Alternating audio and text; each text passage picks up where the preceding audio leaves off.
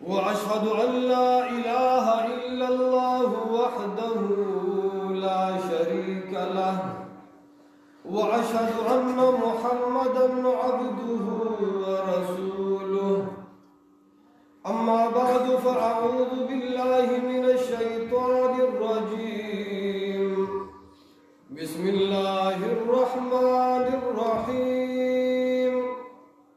إذا جاء نصر الله والفتح ورأيت الناس يدخلون في دين الله أفواجا فسبح بحمد ربك واستغفره إنه كان توابا وقال قائدنا الأعظم رسول الله صلى الله عليه وسلم كن في الدنيا كأنك غريب أو غابر سبيل أو كما قال رسول الله صلى الله عليه وسلم. انتهائی واجب الاحترام مسلمانانو افریدی قوما زمانہ مخی شیخ آیات اللہ سے اور زمانے دزڑ سر روک ماتا انتہائی گران او ماتا مشکل وقت کی تصویرہ کرون کے زمان مشہور مفتی ولایت شاہ حقانی صاحب او نور علماء بمدیر کلی خبری کری اللہ دے دے ٹھول جہود او کڑاونوں کے برکت واچے الحمدللہ و خیار خلق و دے خبر باندے کوئے کہ دی دنیا تا اللہ رب العزت منتاسو دے یو خاص مقصد دا پارا را لے گلی لگ وقت راغلیو بیا مطللی چا طرف تا اللہ لگ رو آیا چا طرف تا اللہ طرف تا چا طرف تا زمون اللہ اگر رب تا زمون ترندی اصل مقصد دی دنیا کی دا دے چھ اگر لار او پہ جنا چھ رب تلار شی چرتا خطا لاؤنی شی دے جن ہر گڑے ہر ساعت دا کوشش زما هم دے دا بستاسو ہمگی چمون دا اللہ دا رسول جناب رسول اللہ صلی اللہ علیہ وسلم پا احکامات و عمل پا دین یتوبو کم چه نختمی دن کے زندگی دا آخرت اغز مستاسو جوشی کم چه دا تمام کائنات شاہنشاہ و پروردگار ذات دے چاہیتا اللہ ہوئی چه اغز مستاسو رضا دا اصل مقصد دے زمستاسو اور دی مقصد دبارہ اللہ سبحانہ وتعالی انبیاء علیہ السلام را لی گلی دی اور داغی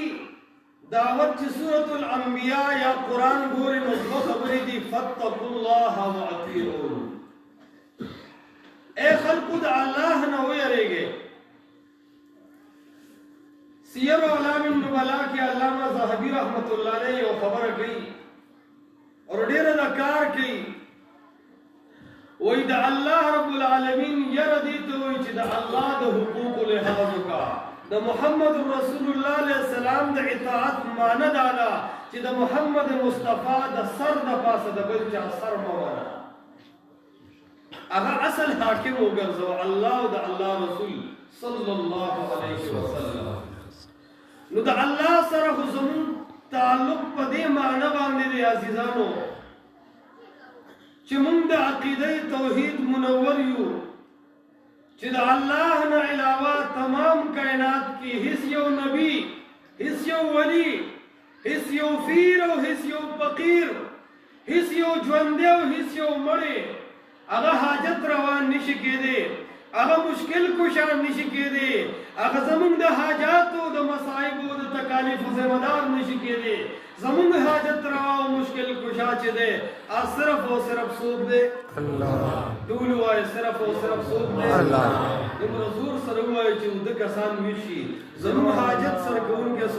دا اصل مدعا دا د مسلمان چې په دې موږ د خپل رب تعارف کوو. دویم دی د محمد رسول الله صلی الله علیه وسلم اطاعت، چې رسول الله علیه السلام دا دین امت ته ورکړی دی ډېر کامل، او قرآن دې مضمون ته اشاره کوي الیوم اکملت لکم دینکم. اے زما امتا ما نن ستاسو ته دین مکمل کو. په دې دین کې نه د کمی گنجائش تا نه د زیاتې گنجائش تا. محمد رسول الله صلی الله علیه وسلم په خپل ارشاداتو کې وضاحت کوي ترکتکم فی ملت بیضاء لیلها کنهارها. اے زما امتا ما په یو داسې روښانه دین باندې پرېښودی، ما په یو داسې سپین دین باندې پرېښودی، ما په یو داسې کلاه موقف باندې پرېښودی. دا داسې روښانه دی لیلها کنهارها. د دې دین اسلام شپه هم داسې رڼا واله ده څنګه چې ورځ رڼا واله ده. دا د اسلام د حقانیت طرف ته پیغمبر علیه السلام اشاره کوي. نو عرض مې دا دی زموږ ستاسو د ژوند اصل مقصد دی د الله حکم منل، د الله د پیغمبر جناب رسول الله صلی الله علیه وسلم حکم منل. دا زموږ د زندګۍ ابتدا هم ده، دا زموږ د زندګۍ انتها هم ده. زموږ ځوانۍ د هم د دې مسلې نه قربان شي، زموږ بدنونه د هم د دې مسلې نه قربان شي، زموږ مال او دولت د هم د دې مسلې نه قربان شي چې موږ حکم د الله منو او اطاعت کوو د محمد رسول الله صلی الله علیه وسلم. اور دا صرف زموږ موقف نه دی، د الله د پیغمبر صحابه کرام خو منلی شوي کامیاب شخصیت دی او که نه دي؟ زموږ ستاسو خو دا ایمان او عقیده ده چې د الله د پیغمبر صحابه په امت کې د ټولو نه عادل او کامیاب ترین خلک چې وو هغه صحابه کرام رضوان الله تعالی علیهم اجمعین. ابو داود شریف کې باب دی باب لزوم السنه. الته یو واقعه ذکر کوي پیغمبر علیه السلام یو ځل په منبر باندې خطبه فرمایي او د خطبې دوران کې څه خلک دی ولاړ دی خپل منځ کې خبرې کوي یار څه چې کوي. پیغمبر علیه السلام د خلکو دا ګرځېدل خوښ نه کړل. چې خوښ یې نه کړل نو په لاره ابن مسعود رضی الله تعالی عنه روان دی. پیغمبر علیه السلام فرمایي اجلسو، په خپلو ځایونو باندې کښېنئ اړکې مه. ابن مسعود جومات ته دننه شوی نه دی خو د الله د پیغمبر فرمان یې واورېدو.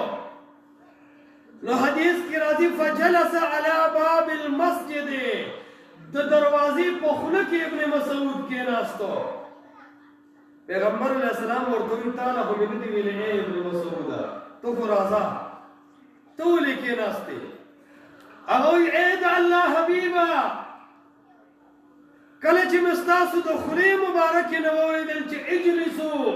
ما وی چې د محمد مصطفی فرمان دی چې کینې، چې محمد مصطفی وی کینې. ابن مسعود څوک دی چې قدم موجود دی؟ دې ته وی اتباع د صحابه. ابن مسعود سره خو دومره درد دی، ابن مسعود سره خو دومره فکر دی چې د الله د پیغمبر خطاب هم هغه نه دی خو د عموم د وجې د الله د پیغمبر په خبره باندې عمل کوي. اے د وخت عالمه، اے د وخت امي، ته څوک یې چې د محمد مصطفی د خبرې د پاسه قلم اوچتې؟ ته څوک یې چې د محمد مصطفی د اواز د پاسه اواز اوچتې؟ ته څوک یې چې د محمد مصطفی د رای د پاسه خپل رای اوچتې؟ اطاعت د رسول الله علیه السلام ته اشاره ده. افریدي قومه تاسو به ډېر اوازونه اورېدلي. افریدي قوم متعلق خو مشهور ده چې په دین باندې وایم دی. نو د دې اواز نه خلکو ډېرې غلطې فایدې اخیستې دي. چا خو صرف او صرف شرکیاتو ته راوستي دي چې یاره د شرک او بدعاتو د رسم و رواج په نوم به مونږ ته ډېر څه راکړي. چا به یو موقف ته راوستي چا بل موقف ته. اے افریدي قومه زه دې لنډ وخت کې په دې لنډ ټایم کې د خپلو راتلو یو مقصد وایم والله چې یو تنظیم ته رابللو نه یم راغلی، یو جماعت تا یو ذات او یو شخصیت ترا بلل رنیم راغلی اے فریدی قوما د کعبه پر رب مې قسم وي دی راغلیم چې تاسو را بلم الله تعالی الله رسول جناب رسول الله صلی الله علیه وسلم دا یو حق आवाज دی اے خلقو د الله احکامات منه څنګه منو الله محمد رسول الله صلی الله علیه وسلم را لګل داغه په طریقو یو منه زاک سر ملګرو توام ما دا حالات قتل زه د انوانو د ډلې نه راوړېدلې زه د بيدین خلکو د ډلې نه راوړېدلې والله العظیم په دې سټیج باندې د دې اهل الحديث علماء په موجودګۍ کې وام اشاعت التوحید و سنت عالمان زمون استادان او زمون مشران دي صرف یو فرق دی د دین زیات مشری الله او د الله رسول ته حاصل ده کله الله او د الله د رسول حکم مقابله کې امام راضي مجتهد راضي ما ته الله او د الله رسول ګران نه کله امام د محمد رسول الله صلی الله علیه وسلم مقابله کې تنظیم او پارٹی راضی دوستان او رشتہ دار راضی نو ما ته الله قبول دی ما ته الله او د الله رسول قبول دی زه جماعت خو پرې خودی شمه زه ائمه خو پرې خودی شمه زه شخصیات خو پرې خودی شمه زه تنظیمونه خو پرې خودی شم خو زه الله او د الله رسول نشم پرې خودی بس صرف او صرف دک आवाज دی او والله العظیم زما د ټولو نه زیاته تند ده زما پر راتلو د صرف اهل الحديث نه خوشاليږي والله زما راتل د هغه اشاعت التوحید و سنت رولم د خوشاله سبب وګڼي چې داغي هر وخت په منبر او محراب आवाज د چې توحید او سنت تراشي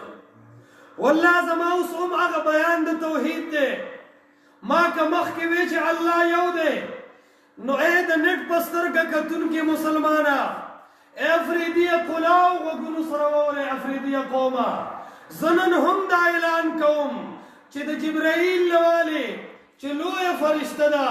په انسانانو کې د محمد مصطفی غوند عظیم شخصیت را واخلا شیخ عبدالقادر جیلانی را واخلا داتا گنج بخش را والا میاں کریم شاہ بابا را والا تورډيري بابا څومره اولیاء کرام چې دي دا د نفع او د نقصان مالکان نه دي د نفع او د نقصان مالک صرف او صرف یو الله دی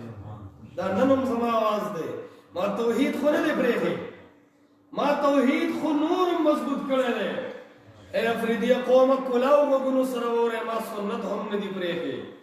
مخکې مې مخصوص سنت منل هم د رسول الله علیه السلام سنت خو مخصوص د چا په رائے تللی شي مخکې مې د یو تنظیم پر اړه کې سنت د رسول الله منل مخکې مې د یو مجتهد پر اړه کې د یو رسول الله سنت منل مخکې مې د مفتابه اقوال پر اړه کې د محمد رسول الله سنت منل مخکې مې د اصول احناف پر اړه کې د محمد رسول الله سنت منم اوس د محمد رسول الله سنت منم په ذخیره د احادیث د رسول الله صلی الله علیه وسلم یو قول یو عمل داسې نه منم چې هغه الله نه ویلی او د الله پیغمبر نه ویلی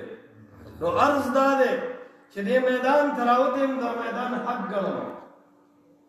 د میدان ته چې راغلم دا میدان حق ګڼم چې هغه د منهج د قرآن او د حدیث د اهل الحدیث علما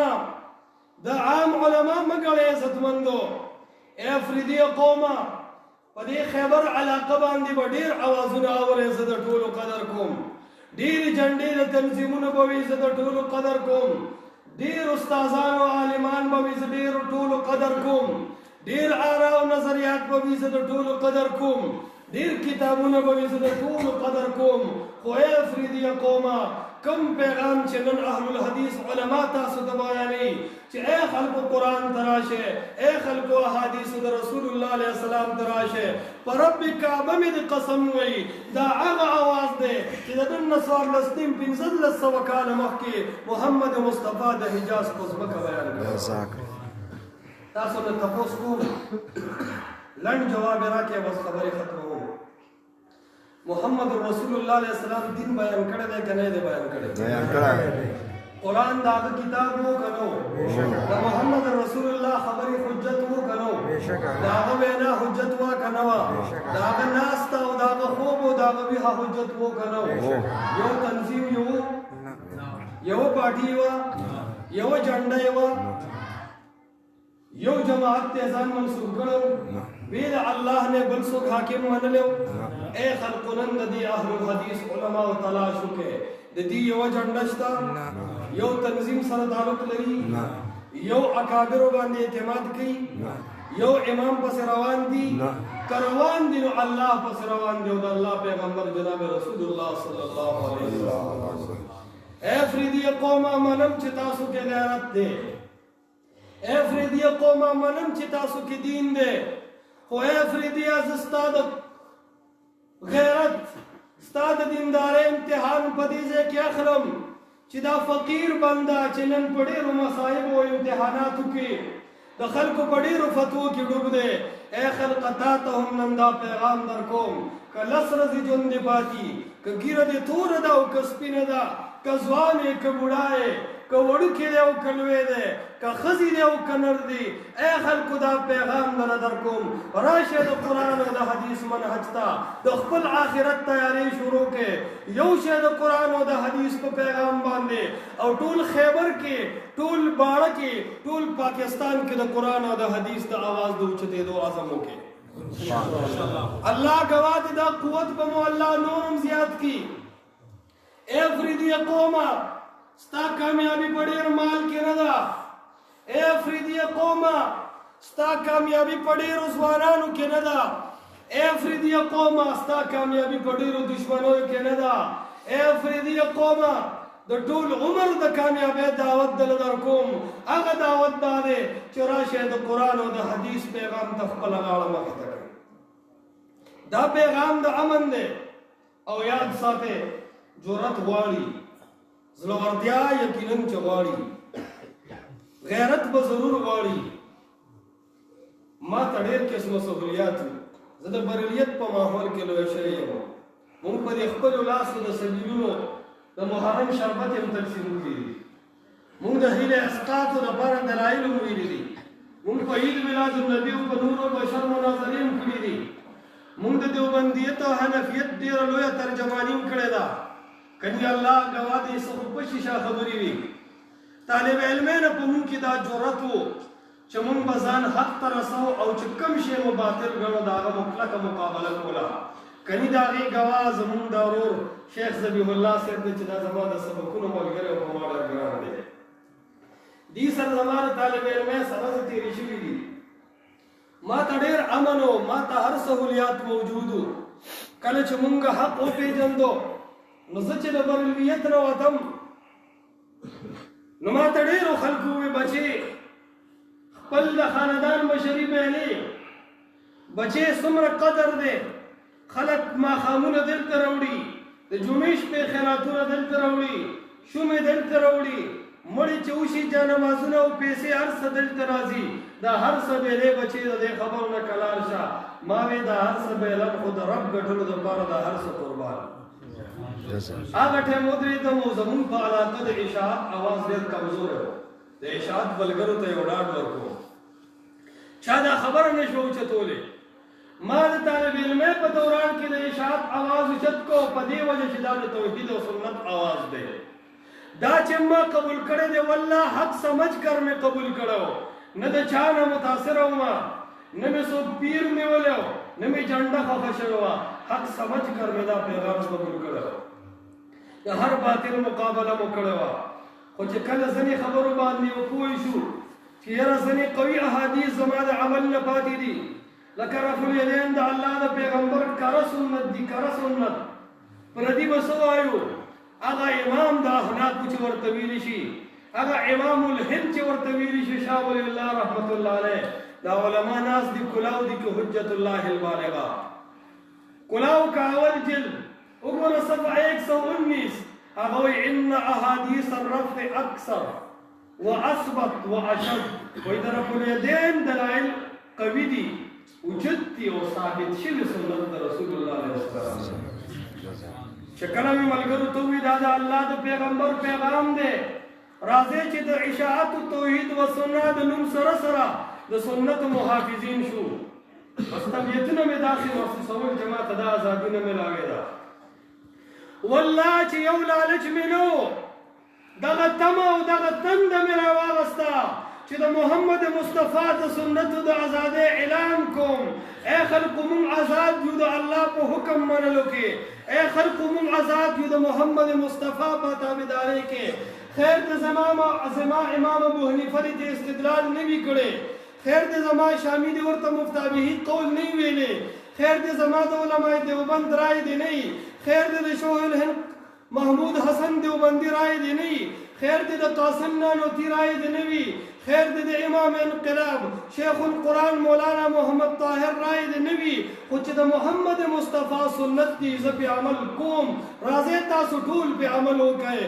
ځنې ملګري شو ځنې خلاف شو. والله چې د محمد مصطفی د سنتو په درد باندې راغلی او ستاسو نوم دا تمه لرم چې په دې درد کې به ما سره شانه بشانه ملګرتیا کوئ که نه انشاءالله. والله د یو تنظیم سر نه وینځم،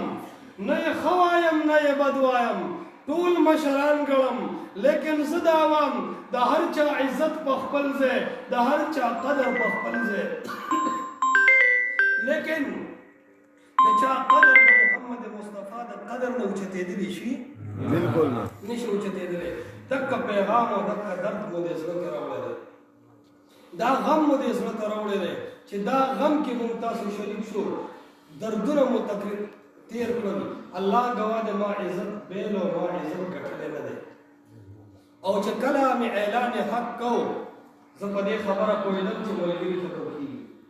زه په دې خبره پوهېدم چې تنظیم تسلس کېږي، زه په دې پوهېدم 1000 تغلې شروع کېږي. په دې ټولو مې سترګه پټه کړه. دا ځینې علما خو به زه د کلي علما وي، زما خو طالب د سوشل میډیا سره هم وو، زما خو ډېر مینوال هم وو. زه خو خلکو په حق پیژندم، حق به هغه جانب ته وي، خلکو مخې ته دا خبره کول ډېر لوی عار و چې یاره تر اوسه زما تحقیق خطا و.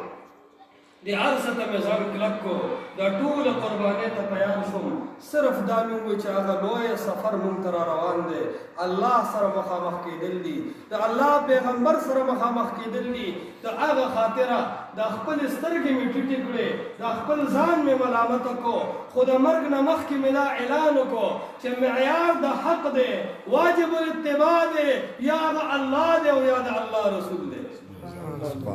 امام ابو حنیفه رحمت الله علیه زما د سر تاج دی. امام ابو حنیفه رحمت الله علیه نه ټول ائمه مجتهدین زمونږ ګلونه دي، خو فیصله به په الله او د الله په رسول صلی الله علیه وسلم. دا درد دا پیغام و چې دې مونږ بدنام کړو، دا درد او دا پیغام و چې دې زمانه رشتہ دار جدا کړل، دا درد او دا پیغام و چې دې زمانه کلی جدا کو، دا درد او دا پیغام و چې دې زما مدرسه یتیمه کړه، دا درد او دا پیغام و چې دې زما جماعت کڼ کو، دا درد او دا پیغام و چې په میډیا زما خلاف هر نمونه کنځلې شروع شو، چا چې زه مناظر ګڼلم، چا چې زه خپل استاد ګڼلم، چا چې زه خپل مشر ګڼلم، هرې طغنې ته تیار یم. خو ای خلکه ټولو ته وایم په باندې دوهل یې وام، افریدي قومه غیرت سره یې وام، دا ټولې طغنې دې قبول دي، دا ټولې فتوې دې قبول دي، دا ټول خفګانونه دې قبول دي، دا ټول مصائب دې قبول دي، خو د الله او د الله د رسول پرېښودل راته نه دي قبول. نن ستاسو نه یو عهد اخلم، اوږدې خبرې نه کوم، شپه ورځ ستړي شوي یو په سفر او په ګرځېدو په بیانونو. قرآن او حدیث اوچت ګڼو که نه به یې ګڼو، حاکمیت مقام به الله او د الله رسول له ورکوو که نه به یې ورکوو، باقي د ټولو خلکو له انشاءالله موږ قدر کوو. چا پسې سپک او نه وایې، چا پسې سپور او نه وایې، زیات تر د توحید او سنت نوم اخیستونکي زموږ د اشاعت نه دا زموږ کشران هم شته، دې کې زموږ مشران هم شته، ډېر په افهام او تفهیم سره به خپله خبره کوو. توحید او سنت معنی دا ده چې د الله د پیغمبر سنت عام شي، دا امین بالجهر، دا رفع الیدین هم د الله د پیغمبر سنت دي. دې ته به لار کې دیوال نه جوړېږو، دې ته به خنډ نه جوړېږو. د منع کولو دپاره نن په دې ملک کې د زنا او د چکلو اډې کولاو دي که نه دي کولاو؟ د رفع الیدین مقابله پکار ده که دی بې حیایي؟ نن د ډانسونو او نن د فلمي اکټرانو لارې کولاو دي او که بند دي؟ ای خلکو دغه لار بندول پکار دي که د سنت لار بندول پکار دي؟ ای افریدي قومه په ایمان باندې ووایه نن د هر قسمه سودخور او د هر ظالم لاس آزاد دی که آزاد نه دی؟ ای خلکو دغه لاس بندول پکار دي که د الله د پیغمبر سنت بندول پکار دي؟ ای خلکو هزار بې حیایۍ به موجود وي مولا په هغې خوله نه کولاوي خو که یو سپین ږیري امي سړي د الله د پیغمبر په سنت باندې عمل وکړو هزار هاتغني هغه ته ویل کېږي صرف دغه درد او پیغام مې راوړی دی چې که څوک مشرق کې وي او که څوک مغرب کې وي شمال او جنوب کې وي خو چې د محمد رسول الله په حدیث عمل کوي نو که ته پې عمل نه کوې خو د هغه د عمل برداشت کړه او یاد ساتئ د قرآن او حدیث ته رانږدې شئ آخري خبره کوم زمانه مخکې مفتی ولایت شاه صاحب ډېره د کار یو خبره تاسو ته وکړه اگر چې هغه ډېره مختصر وکړه د ټایم د وجې نه نن فتنه د انکار حدیث نن فتنه د الحاد په عروج کې ده او فتنه د انکار حدیث په دې وجه باندې میدان ته راغلې ده چې منکرین حدیث وایي ګنې ذخیره د احادیثو د خلکو زړه کې نشته ذخیره د احادیثو خلکو ته نه ده قبوله ای خلکو د الله د پیغمبر په سنت او په احادیثو داسې عمل شروع کړي چې د منکرین حدیثو زړه وچ وي او په دې خبره باندې پوه شي چې څنګه د رب د کتاب عاشقان او ملنګان شته داسې د محمد مصطفی په سنتو باندې هم عاشقان او ملنګان شته انشاءالله لکه عمل به پکې وکړو که نه وکړو او که دې قرآن او حدیث والا عالمانو ته رانږدې نه شوې والله نن د قادیانیت فتنه په دې معاشره کې په تیزۍ روانه ده نن د الحاد او سیکولرزم فتنه روانه ده نن د دهریت فتنه روانه ده نن سوشلیزم والا فتنې روانې دي نن د ماده پرستۍ فتنه روانه ده نن د بدعات او شرکیاتو فتنې روانې دي یاد ساتئ د دې فتنو مقابله به هله کېږي چې قرآن او حدیث واوري د قرآن او حدیث اورېدو نه بعد قرآن او حدیث دکې بیا خپل مال هم په قرآن ولګئ خپل جان هم په قرآن او په حدیث باندې ولګئ خپل صلاحیتونه پې ولګئ او دا پیغام دنیا ته ورسئ دا د ستا د آخرت هم کامیابي ده دا به د قبر کې هم په کار راځي دا به د میدان محشر کې هم په کار راځي الله رب العالمین دې زموږ ستاسو هغه لوی سفر آسان کړي څومره علما دي